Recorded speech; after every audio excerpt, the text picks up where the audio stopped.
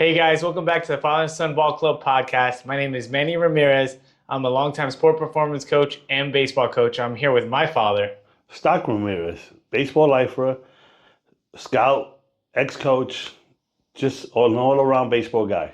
And today we're going to talk about when to be coach versus when to be dad. Stay tuned.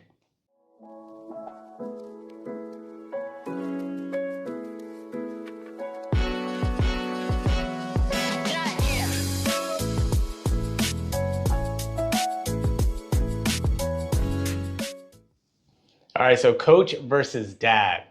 You have a lot of experience in this topic. Yeah, I do. I actually do. I have a lot of valuable experience to share with everyone out there today. All right, so for today, really want to focus on coaching versus when to be coach versus when to be dad. So what are some of the maybe things you dealt with regards to being coach versus being dad? Like, how do you know when to be coach versus when to be dad? Because I feel for us, that was something we struggled with for a while. And we didn't figure that out until much later. Yeah, that's because sometimes we allow our emotions to get the best of us, and we want our kids to do well. Right. But as time went on, we understood that at the end of the day, failure is the best learning experience. Right. And allowing you to fail gave me the opportunity to learn also myself and be able to fall back to teach you what you needed to learn. So it's hard. It really is hard because, again, you don't want to see your kid fail. Obviously, when you're coaching you too, people always making comments, oh, he's playing this and that because his father's a coach. He gets Right. more opportunity than this guy and all, which that wasn't the case because, I didn't let you pass anything. So that's good. Let's touch on that really quick because I feel that's really important where we've seen it where coach/parents who coach their kids on travel teams, even in high school or in college, will be extra hard on their kid, right? Is that good? Is that bad?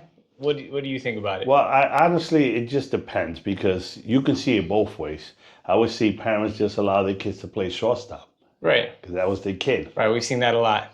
So it was just depending in the situation, how the player was, if he was any good, if he was valid enough to play the position and stuff like that. So there were times I was really extremely hard on you that I think about now, or even after you stop playing that, I said, wow, I wish I could have done it differently. Right. So I tend to speak to more dads this way, and I try to use our example and our somewhat failures, because that's what you got to call it, failure. Right, you got to be able right. to divide that. Right. Your dad here, but your coach over here. And that's one of the things that, for the most part, I think we did a good job on the field. It's the stuff off the field where we struggle with the most. I agree. And I want to definitely touch on that, but I want to stay on this just a little longer with regards to being harder on your kid because you coach them. I don't think it's good because it doesn't really serve a purpose. Like when you think why people are harder, it's because they're more worried about what other people around them are going to say. That is true. That is true. But I also see it as we expect more. Also, I didn't look at it the way you're viewing it or you thought about it. I expected, I looked at it as, okay, he's my son. People are going to look at it, okay, he should know better because he's being coached by his dad. His dad has a lot of knowledge of the game, understands the game, has been around the game long enough. Why is he not doing the stuff that his dad expects others to do? So understanding that situation and also understanding that, sometimes, me being critical and hard affected you when I didn't realize it did. So it's a fine line. It's always a fine line, but you got to walk it. Right. Because from my perspective, being a coach now and coaching kids, everything I do, there's a reason behind everything I do, right? And understanding that each kid responds differently. So you have to be able to coach them the way they need to be coached. So some kids, you got to get on them. Other kids need encouragement, right? It's very different how each one receives feedback. So in my view, if I had a kid on the team, I can understand knowing better, but should he have known better? So I'll give you an example with me. They were talking about me specifically now. Right. So when I started playing in high school, I had missed 3 years of baseball because I didn't play through middle school. Right. So those were some of the more formative years where you really learn how to play baseball. So I can understand had I had that experience that the expectation would be higher. But realistically, looking at the player I was in that moment, if anything, I knew less than the kids I was playing with because they never stopped playing. True, and that's where also understanding my upbringing came into effect, because of my upbringing was you got to be tough minded, you got to overcome, Right. no excuses, and I didn't want you to have any excuse or think that you had something to fall back on and not give it your all, or thought that you just gave it good enough and it was okay. Right. Right. So that also affected the way I coached you and basically you know, parent you also, Right. because the expectation level was always high. Right. But that's something you probably want for all the kids that you coach. You want them to be tough. You don't want any mental adversity to overcome them anyway. True, but because you're putting that in every kid that you coach, regardless. right, but understanding now, like you just said, the mentality of the kids and understanding what who's capable of what, and understanding that, and really diving into the mental aspect of the game has helped me become a better coach now. Right. Which before I wasn't, because it was one way and that was it. Right. So understanding that and realizing that, and most parents do, sometimes make that mistake. Right. They think that they have to be extra hard. No, you just got to be fair with your son. Right, and I think that's where the point I was trying to get to, because I agree with you. Realistically, you want to do what's best for every single player. Right. And so you being extra hard just because it's your kid, it feels more like it gets done because you don't want other people to criticize what you're doing for your kid.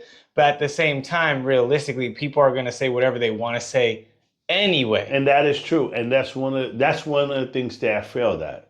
It wasn't that I was trying to live to anybody else's expectation, but I also didn't want to perceive that you was getting favoritism. Right. So I can understand that point of view and all.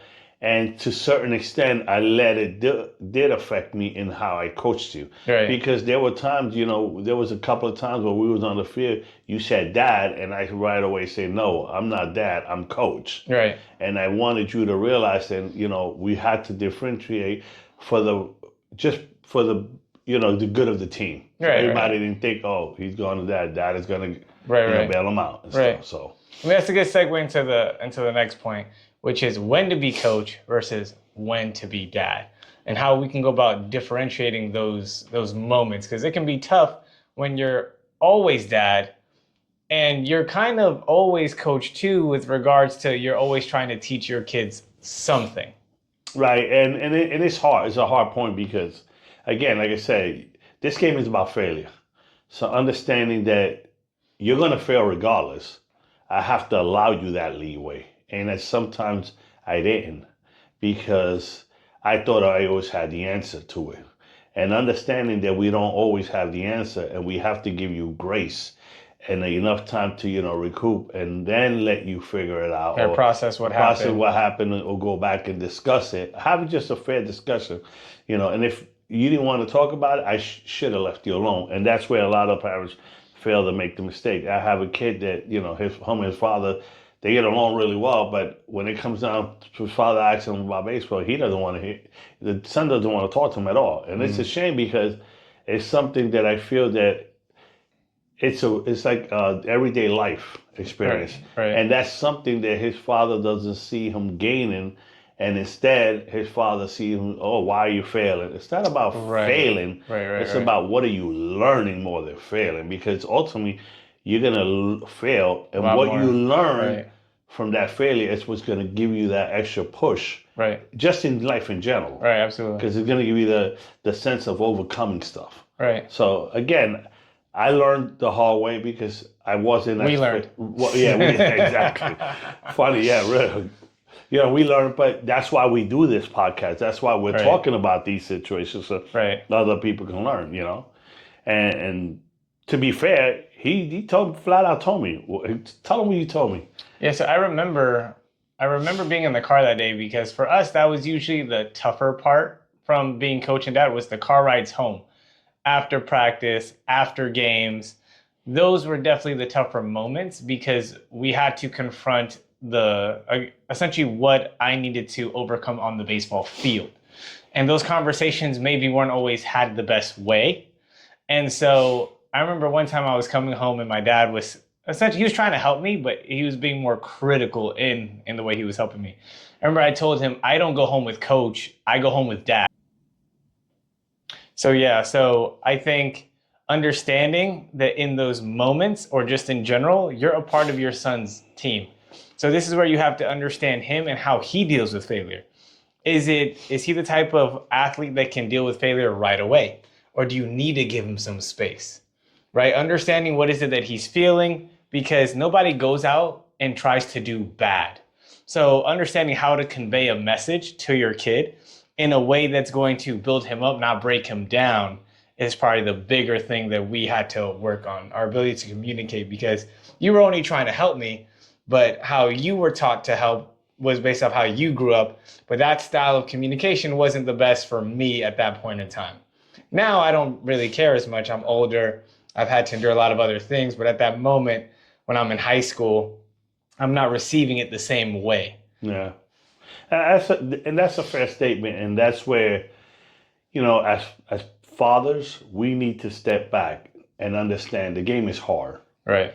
And not trying to, not realizing that, or putting certain expectation, and not, like when we play, we know the game is hard. We fail. So as players ourselves. So we have to understand, say, okay, let me put myself in my son's shoe.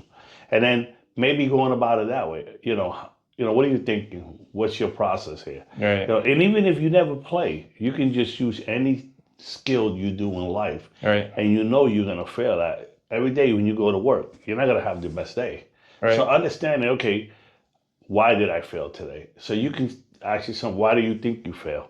Or, what caused you to fail? Right. Were you prepared? Were you ready to play? Understanding those moments and sharing your thoughts with them instead of just giving them grief like I did to you. And it allows you to have a better relationship with your son, but also it makes him understand that he has a voice again, like we talked in other podcasts, and he can express himself and not worry. Right. I think, like you said too, it builds trust between you and your son, which is another whole reason we put kids in youth sports, right? Because it teaches them life lessons. And when you can come along for that journey in the long run, like I know I can go to my dad and talk to him about anything now, because as we grew together and our ability to communicate, trust grew more as well. And so even now at the age of 33, I know I can call my dad, ask him for his advice, not worried if I'm going to be judged or not. I know he's ultimately there to help me. Right. And like I said, also understanding that, and me learning from our failures has allowed me to do that for you now. So again, it's as a parent, you have to realize, you have to communicate, you have to let them vent. Doesn't matter how they vent, you have to give them that freedom of them venting and letting it out, because ultimately a lot of these kids do take it to heart, and they're trying to do their best, and they put more pressure on themselves than they should, or even realize, because they're living with peer pressure from other teammates, situational coaches. Some coaches just want to win more than anything else. And I see it all the time. As a scout, when I go to games, I see this all the time. I see some of the aspects of the coach's mentality, how they talk about the kids, how they want the kids, and, how they quick to judge. And they sometimes fail to realize, well, you know what, buddy, you was in that same shoe before. Right. So understanding that, and this is again why we do these podcasts and we're doing these records, to try to give the kid a fair advantage, to put them in the right situation, or for you to do that so you can be able to help them grow and be successful. That doesn't mean it's always going to work, though. Right. And I think too, the same way we would demand our sons to go out and practice and get better, as a father who wants to be engaged and help his son, you must also want to get better. Okay, and I don't mean to cut you off, right? And this is what I say. You said as a father, you should want. No, as a father, it's your responsibility. Right. If you're going to allow your son to play, to be there for him. Right. There's no excuses, no ifs, no buts about that. Right. Understanding that you have to be a father first is the most important thing. I get it. Even if you don't coach and you're not involved in baseball, but you can find a way to help your son deal with these situations. And I believe that's one of the things that I learned to do in the long run. And that's why me and him have the relationship we have, where we able to talk about this thing honestly and upfront with everybody, put it out there in a podcast, and not be worrying about how we're going to be judged. Yeah, I think also if you're a dad who happened to stumble upon this podcast, we're giving you the tools or trying to give you the tools to help you and your son be successful. These are things we didn't have. So again, if you're going to demand from your son that he goes out there and practices 5 days a week, 6 days a week, go to a hitting coach, pitching coach, fielding coach, whatever, or if you are his coach, we are giving you the resources to coach him well, but you need to put the same time, effort, and energy that he's putting into his craft to be better. You have to put into you becoming better, because when you become better, then you can help him become better. And in fairness, when you do that, you have a better understanding of what he's going through, right, and feeling. So you're able to sympathize with him a little bit more also. So, and at the same time you're able to sympathize with him more, it gives you and him an outlet away from the game, where it doesn't have to be about the game. You can just say, okay, you know what, let's go have dinner tonight and hang out, and don't have to even talk about baseball. And you not putting that pressure on him, believe me, he will share more with you in the long run. Yeah, I think also with regards to pressure, I'm not sure if parents really realize how much their kids are actually understanding what's happening around them. So when they do well, they know you just paid $400 for a new bat. They know you paid $350 for a glove. They know you bought them spikes for $150. And they put all that pressure on them, like, wow, my parents are spending a lot of money on this, they're taking me to do lessons, and I'm doing bad. That's something I see that a lot of kids don't communicate, but having coached them, it's something that they will say to me, and I've heard them say it. So there are certain expectations that maybe you may be putting on them, whether you realize it or not, but they can feel all that. And your job as a parent is to try to put them in the best position to be successful. And that's allowing them to be focused on the task at hand, the thing that actually matters. Not worrying about, man, mom and dad just bought me this $100 bat, I can't strike out right now. Because believe it or not, those are things that they think about. And then going back to fathers also challenging themselves to be better, what an awesome example you set for your son. Especially if you've never really played baseball or you weren't playing at a high level. If you go out of your way to learn, to try to help him, he's going to see that. He's going to understand that. Like, wow, my dad saw that this was something that's important to me, and he came alongside me. He's putting effort and energy in to try to help me be better too. It really does take your relationship to another level when your son can see, wow, my dad is really trying to help me. It's funny you say that, because it brings me to a situation that happened between me and him. And he was in the 10th grade, and I used to work. And his thing was, I go to school, I come out, I have practice, I got to do homework, I'm tired, and you don't understand. That's yeah, I remember that. I do remember that. And I said, okay, so you chose that path. Right. I'm not forcing you on that path. I said, you can either quit, which would be the easiest thing to do in life, is quit, but you got to have to live with that regret. Also, I said, you can understand that, you know what, I have my challenges too, because I'm working, I'm trying to practice with you and provide for the family. So I said, you know what, I'm going to do one better. I'm going to go back to school. Yeah. I'm going to go back to school. When you graduate from college, from high school, I'm going to graduate from college. Yeah. And he looked at me like I was crazy and talking nonsense. I said, I'm going to prove to you that it can be done.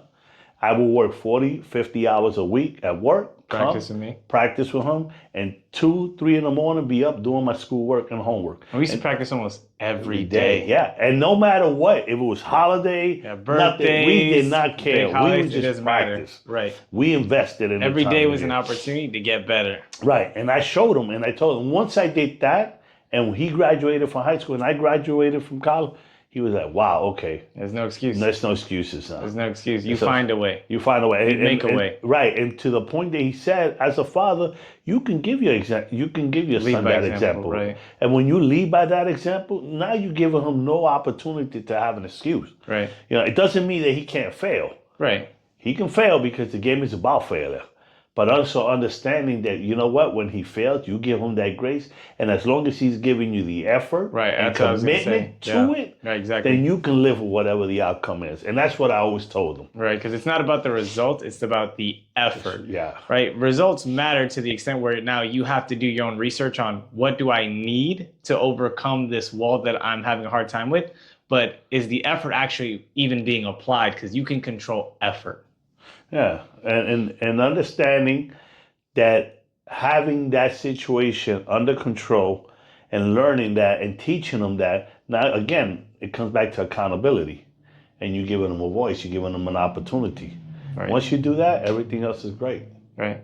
I think too, just to touch back from a practicality standpoint, we've had a lot of moms, single moms, or just moms in general that we've helped coach their kids. And they actually do a really good job with giving their kids the opportunity to grow because they're not as on top of their kids as most dads are actually.